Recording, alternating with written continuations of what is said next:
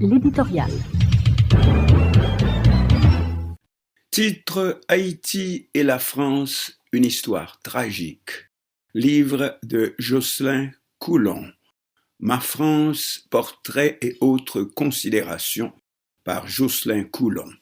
Nous citons: Je me suis rendu à Bordeaux, un des ports du commerce français des esclaves, entre 1672 et 1837. Le port de Nantes, plus au nord, était le plus important dans cet affreux trafic.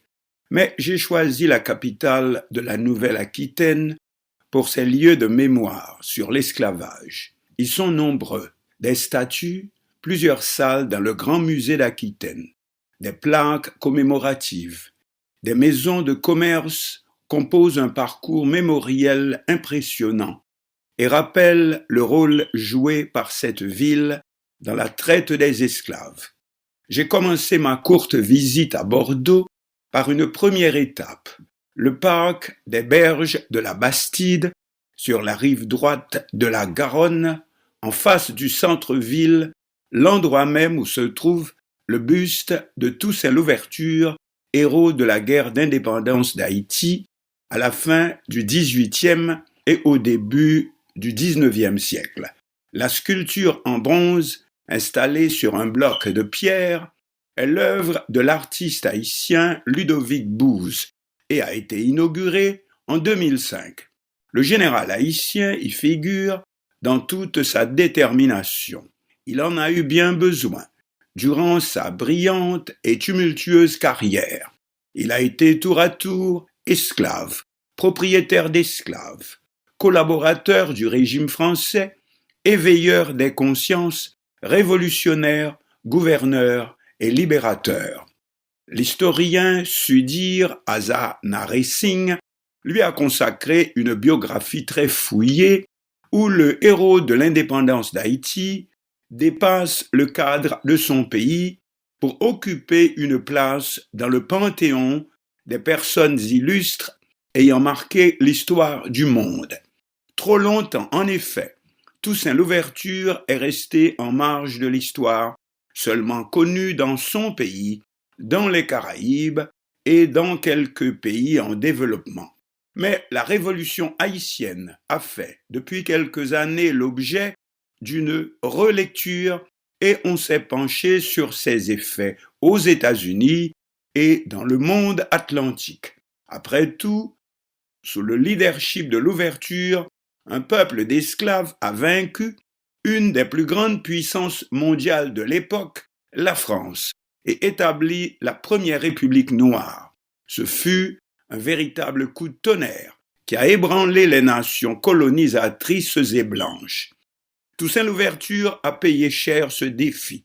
Il a été capturé par les Français en 1802 et emprisonné au château de Joux dans le département du Doubs, où il est mort en captivité le 7 avril 1803, sans avoir assisté à la réalisation de son rêve.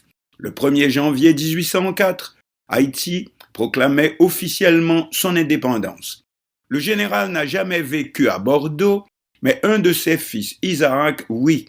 Autour du buste, la ville a installé des plaques commémoratives présentant sa biographie et le rôle de la ville dans la traite négrière.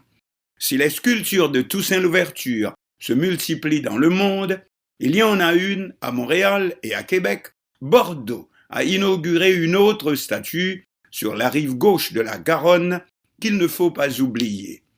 Il s'agit de celle représentant Modesté Testas, de son vrai nom Al-Pouessi, ancien esclave, né probablement en Éthiopie à la fin du XVIIIe siècle et morte libre en 1870 à Haïti à 105 ans sur les terres de son ancien maître et concubin bordelais.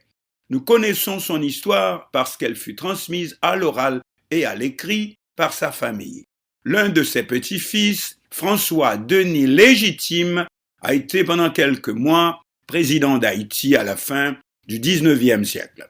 L'histoire sanglante et tragique de la relation entre Haïti et la France est revenue hanter les consciences en mai 2022. à la suite de la publication en anglais, en français et en créole d'une enquête du New York Times intitulée « Comment une banque française a fait main basse sur Haïti, sur les indemnités payées par Haïti à la France afin de dédommager les propriétaires esclavagistes français dépossédés pendant la Révolution haïtienne. » Cette page sombre de l'histoire était connue par les spécialistes et la population haïtienne, mais l'enquête du quotidien américain lui a donné un retentissement international. Grâce à la découverte des nouveaux documents en Haïti, en France et aux États-Unis, cette enquête révèle la rapacité du crédit industriel et commercial, une banque française dans l'administration du paiement des indemnités et dans la gestion d'autres prêts à l'État haïtien. Entre 1825 et le début des années 1950, Haïti a versé l'équivalent de 27 milliards d'euros pour compenser les esclavagistes. Selon des études, cette ponction dans les finances du pays lui aurait fait perdre entre 21 et 115 milliards de dollars américains de croissance, ce qui explique sans doute l'extrême sous-développement dont il est accablé. La deuxième étape de ma visite m'a amené au musée d'Aquitaine situé dans le centre de Bordeaux. C'est un musée d'histoire et d'archéologie dont les collections sont principalement centrées sur la région, comme le sont pour leurs régions respectives ses homologues de Bretagne et de Normandie. En 2009, il a ouvert des salles permanentes sur le rôle de Bordeaux au XVIIIe siècle, en particulier sur le commerce maritime, les liens transatlantiques et la traite négrière. Le musée, affirme la brochure promotionnelle, ne veut rien cacher des modalités de la traite des esclaves par ces marchands, mais aussi par leurs vis-à-vis africains. Un espace est consacré à l'organisation du système esclavagiste, la vente des esclaves, les sévices corporels, l'infanticide, l'organisation du travail, la mortalité, l'affranchissement, le marronnage et les révoltes sont ainsi évoquées. La visite d'une telle exposition suscite toujours un sentiment de révolte, mais cela reste une exposition. Il y a quelques années, j'ai visité la maison des esclaves sur l'île de Gorée au Sénégal et le fort Saint-Georges de la Mine à Elmina au Ghana, d'où pendant 3 siècles sont partis vers les Amériques des millions d'Africains. Et dans ces lieux, dans les salles et les couloirs où les captifs pouvaient passer des semaines entravés à attendre leur départ, vous prenez toute la mesure des drames qui s'y sont déroulés pour des millions et millions d'individus et pendant si longtemps. Bordeaux a bâti sa prospérité sur le commerce international et sur la traite négrière.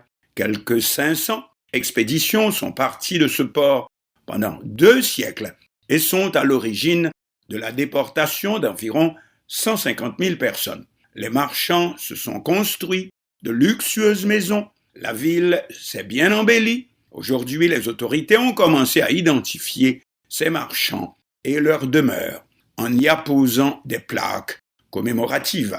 Voilà extrait de Ma France, portrait et autres considérations par Jocelyn Coulon. Haïti et la France, une histoire bien tragique.